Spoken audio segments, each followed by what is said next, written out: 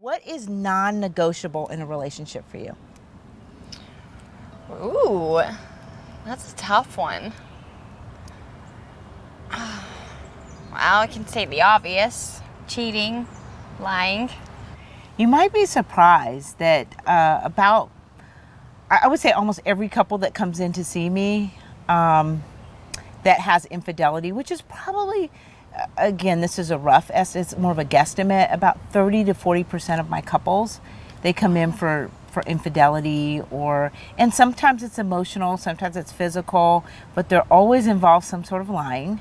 And so, and what I hear from every person who's been cheated on is, I swore to myself that if my partner cheated or if I was with someone who cheated, that was it. I was done. But there's so many reasons why people work it out. And you might think it's kids, but a lot of times I have couples that don't have children, that they can just, yeah, but they're committed to one another, and it feels scary to be without their partner. They love them enough, but they're pissed as hell.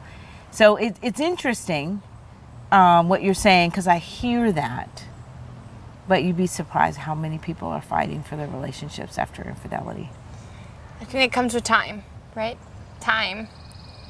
The longer you risk money, the harder that scenario becomes. I think that's a really insightful thing that you just said. That yes, I do think that with couples that have been together, 6, 7, it usually are people who are after 6 or 7 years. And they're really saying, time frame. Yeah. No, that's insightful. It's not someone who's been dating for 2 years and it's like, hey, I'm not saying I don't have those couples, but they're far and few between. It's usually people who've been together 6, 7 plus, 10, 15 years. I've had people who've experienced infidelity after, 30 years. The largest demographic with divorce are what they call gray divorces, people in their 50s whose kids have left and they have decided that they don't want to be in the relationship, and they waited till their children were grown up, and people are living into their 80s, and so they realize, hey, I've got 30 some years, how do I want to spend these years? So it's interesting. So they're the people who have the highest divorces at this time. In the 50s? Mm-hmm. It's ironic. Yeah, it is. So a non-negotiable is lying and cheating. Anything else come to mind? Ooh.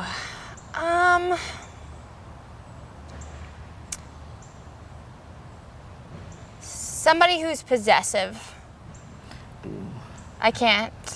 That's a non-negotiable. Yeah. There's different levels. No, I know what you're saying. But controlling. I am my own person, like I said, very defiant. You see it a lot. But anyone who's willing to limit my speech or my actions or controlling in any way. That makes sense. Because that's really kind of a suppression or oppression of your personality, and so you don't get to be who you are. Absolutely. Yeah. That makes a lot of sense. So, what are your top qualities in a mate? Ooh, top qualities. 3 top qualities in a mate. Somebody who is emotionally and financially stable would be definitely a top quality. Emotionally and financially. Yes. Okay. There's a lot of in-depthness to that. There's a lot we could go into on that. I do think you guys get the gist of it. Somebody who has good mental health, and obviously somebody who has good financial literacy and health as well. I think it kind of goes back to the first question. Someone who is willing to spend the energy and the time to build something together. Commitment. Yep. Commitment is a big one.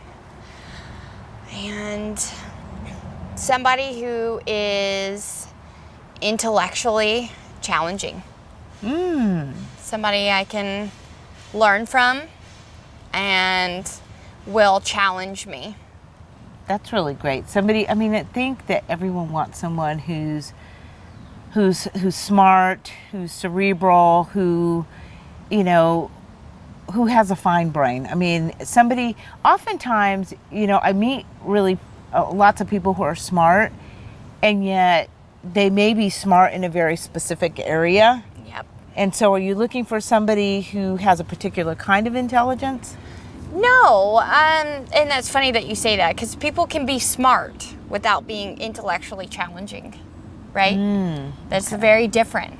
Like you said, it doesn't have to be in a general area or a broad area. It just means that it needs to be someone who can challenge me. So I don't know exactly how to define what I know, but someone who knows more than I do or can discuss topics that I'm interested in and have a valid say and point. Okay.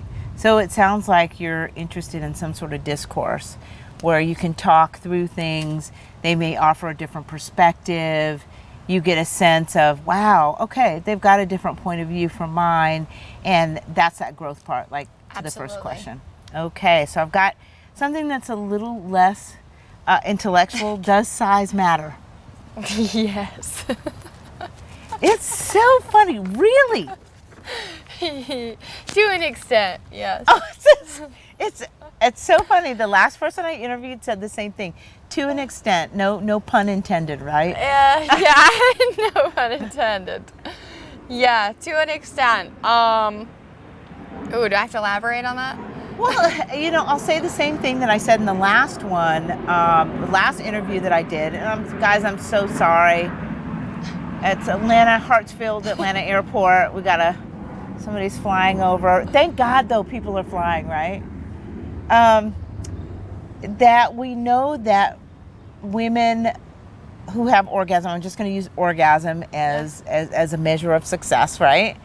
That we know that only a third of women reliably, I'll use the proper word, orgasm. I was going to say, use the C word, but only a third of women reliably have orgasm from intercourse.